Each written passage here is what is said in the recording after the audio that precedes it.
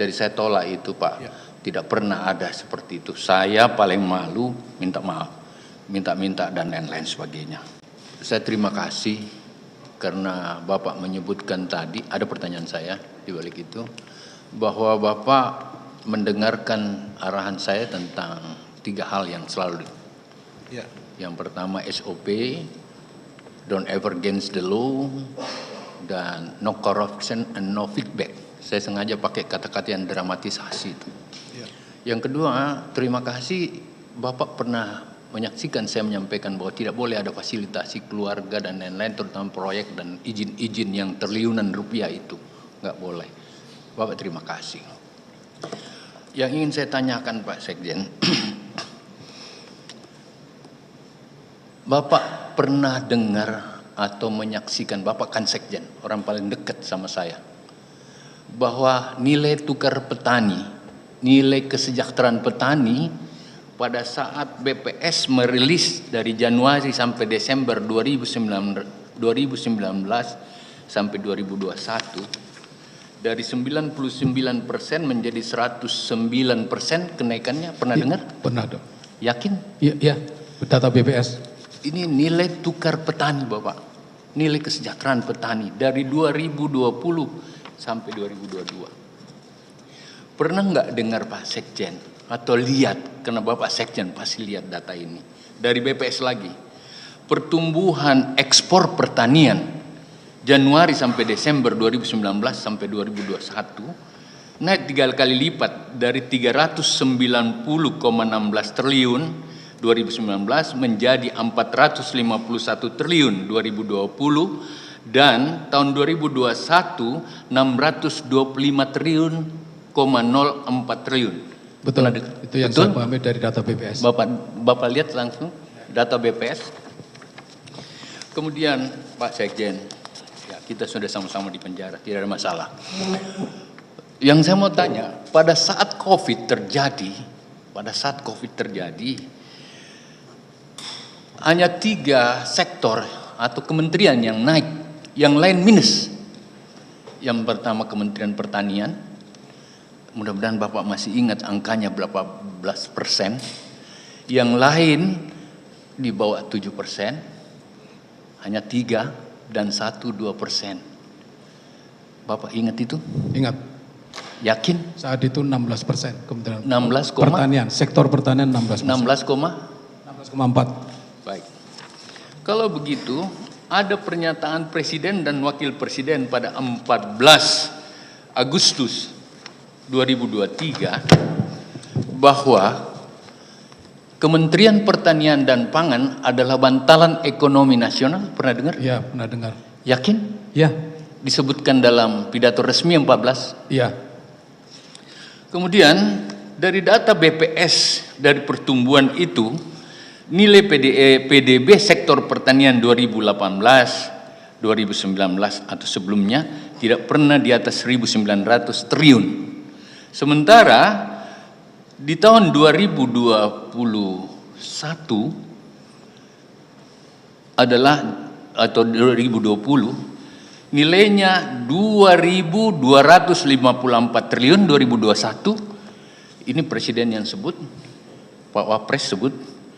Pada 2023 kontribusi pertanian 2.409 triliun. Ini datanya. Ya.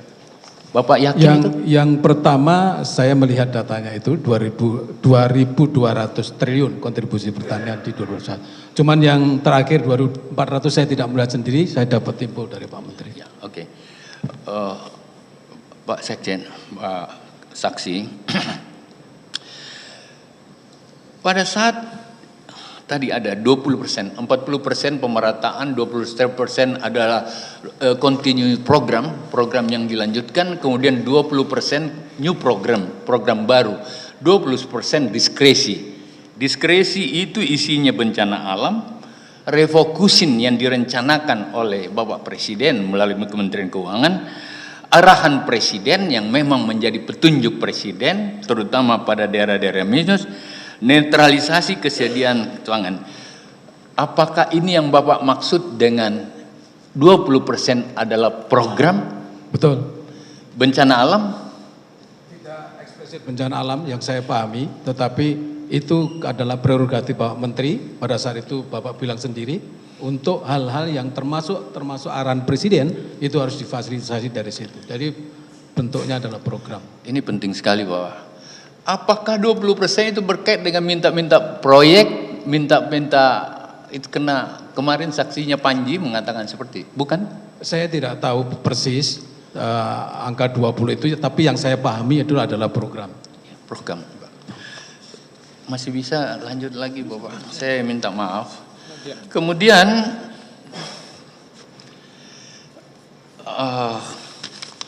saya ingin pastikan Bapak Sekjen, total kita mengendalikan kredit usaha rakyat atau KUR, ini semua KUR, itu dalam rangka membuat petani bankable yang selama ini ngambil dari ijon-ijon. Berapa yang Pak Sekjen ingat awalnya? Apakah saya bantu aja? Bapak ingat? Ya, yang saya ingat tidak lebih dari 10 triliun waktu itu, tapi kemudian di zaman Pak Menteri SEL itu ada kenaikan signifikan. Ya, terakhir yang saya ingat adalah 103 triliun. 103 ya. Penyerapan kur untuk pertanian. Ya, tahun pertama 50 triliun, ada datanya Pak. Tahun kedua 70 triliun, tapi keluar yang kita realisasi 85 triliun. Kemudian 90 triliun dan terakhir 100 lebih. Maaf Pak Sekjen, saya mau tanya karena ini bagian yang harus diingat orang, bukan cuma jeleknya pertanian.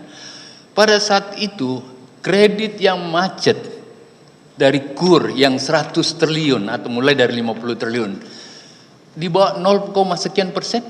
0,16%. Ini perlu ditahu Bapak Majelis. Karena ini untuk kesejahteraan petani dan terkait dengan itu berapa tahun tidak impor beras lagi? 2019 hingga 2023. Mendapat penghargaan dari PBB kah itu? Ya, tepatnya dari International Rice Research Institute. Oke. Terkait dengan itu kita mengendalikan dari Sabang sampai Merauke, dari Aceh ke sampai Papua. Kondisi penerbangan atau transportasi normalkah pada saat itu atau terjadi penurunan? Pada saat COVID-19 tidak normal, regularship pesawat terganggu. Kalau gitu perlukah menggunakan kata extraordinary dari Presiden untuk dilakukan atau diskresi terhadap kegiatan menangani pangan rakyat? Perlukah? Dengan katakanlah terpaksa harus charter, terpaksa harus pakai. Seperti yang pernah Bapak sampaikan, itu yang dilaksanakan. Kalau begitu memang kondisinya tidak seperti sekarang ini. Pertanyaan saya, harga beras, harga cabai, harga tomat, harga bawang, harga daging, ayam maupun telur terkendali baik? Sepengetahuan saya, iya. Naiknya tidak seperti sekarang? Ya, sekarang tinggi. Kemudian, adakah pengendalian daerah-daerah minus yang Bapak tahu?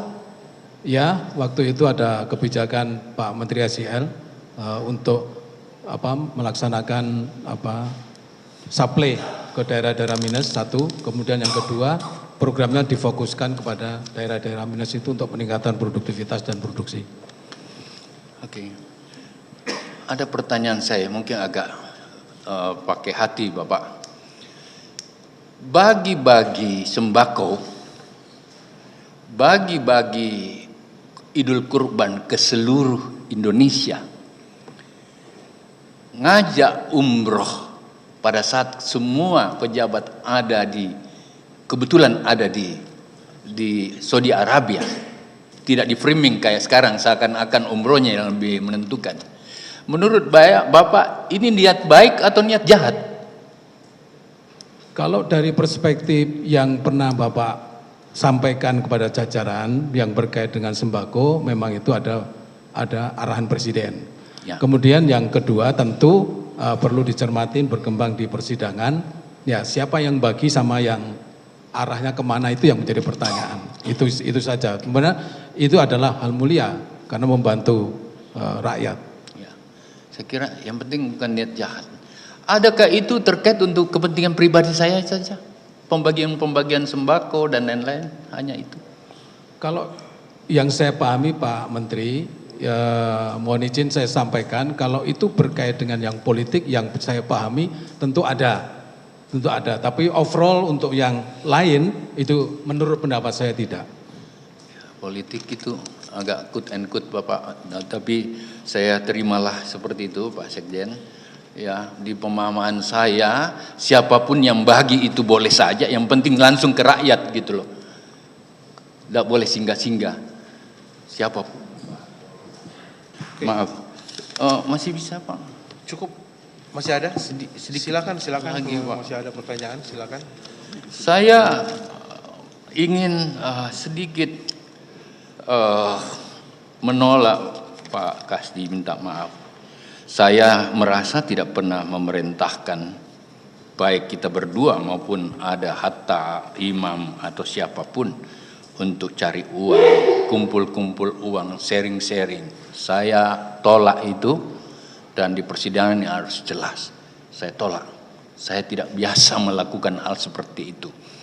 Yang pertama. Yang kedua, tidak ada pertemuan khusus untuk membicarakan itu dengan Hatta, dengan Imam, dengan apa. Jadi saya tolak itu Pak. Ya. Tidak pernah ada seperti itu. Saya paling malu minta maaf, minta-minta dan lain-lain sebagainya. Oleh karena itu, kemudian saya tidak pernah aktif untuk meminta atau memaksa.